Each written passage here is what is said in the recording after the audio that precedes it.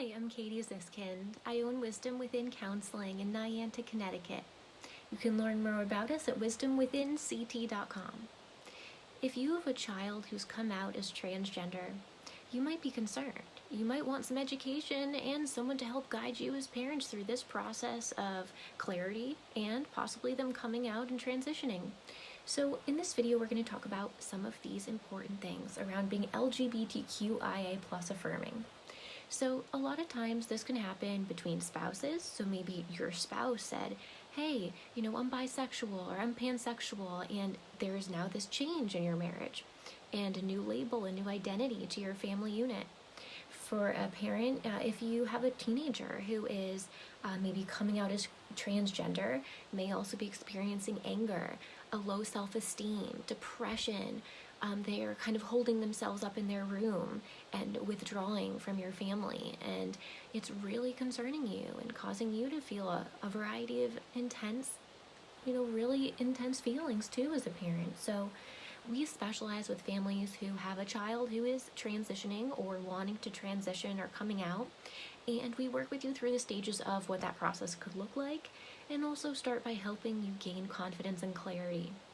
So in this video, I'm going to be giving you 3 tips to help you become more affirming and also identify if your child is transgender. A lot of parents fear that their child might be being swayed by peers and be kind of influenced by others or friends at school who may be coming out, and that is what the clarity that therapy can help provide, and can help kind of slow down the mind, bring some mental clarity, and also provide education on gender identity. So the first tip here in this video is not to be afraid. A lot of times it's easy to say, oh no, let's not talk about this, or this is too big to discuss. And that's a natural response, but what we want to start to move into is this leaning into, and that could be in the therapy room, a counseling session, to bring all of those gender questions or gender expression issues, or maybe your spouse is saying they're queer or non-binary, and that's not how it was 10 years ago. We can talk about that. We love talking about gender and sexuality at Wisdom Within Counseling, and providing a safe space and a really open, confident space to help you bridge those discussions calmly. Tip number 2 is to get books on gender and sexuality. Now, this doesn't have to be your typical textbook, but you can actually find some really great informational books on Amazon or at your local bookstore. I love going to the Book Barn in Niantic. They have actually a pet goat there and some cats, and you can find wonderful books on gender and sexuality there. But one book that I recommend is actually called The Prince and the Dressmaker. I believe I will actually get that exact title for you, but yes, it is The Prince and the Dressmaker, and this is a great book for teens, young adults, parents, adolescents, and this book highlights kind of what it looks like to be non-binary to some degree, be more feminine in terms of gender expression as a male.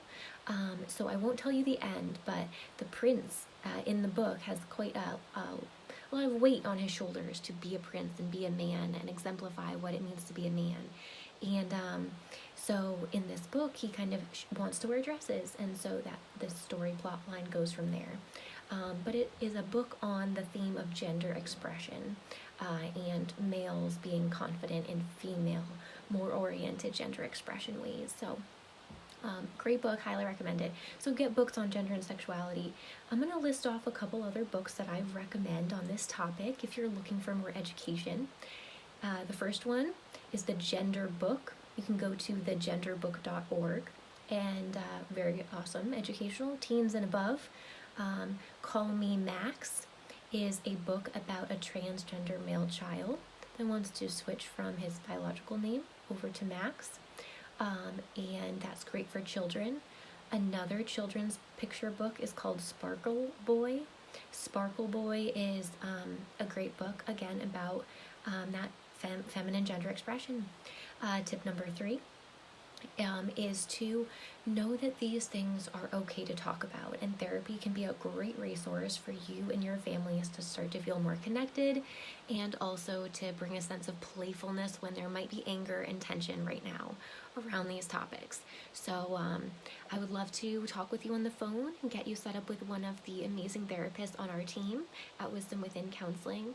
One of our specialties is working with teenagers with depression, self-esteem issues, body image issues, and eating disorders, because they also are layered often upon gender and identity issues. So we help teens reconnect with their mind, body, and spirit, and build a positive coping skill toolbox so they can be set up for the rest of their lives for that emotional wellness and emotional success, to build healthy friendships, all from their relationship with themselves. So you can book a free phone consultation at wisdomwithinct.com. That's wisdomwithinct.com.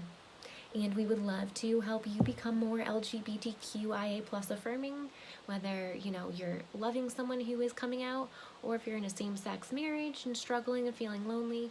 We would love to help you build emotional intimacy. So again, you can book a phone consult at wisdomwithinct.com. I hope you have a great day and enjoy these LGBTQIA plus tips.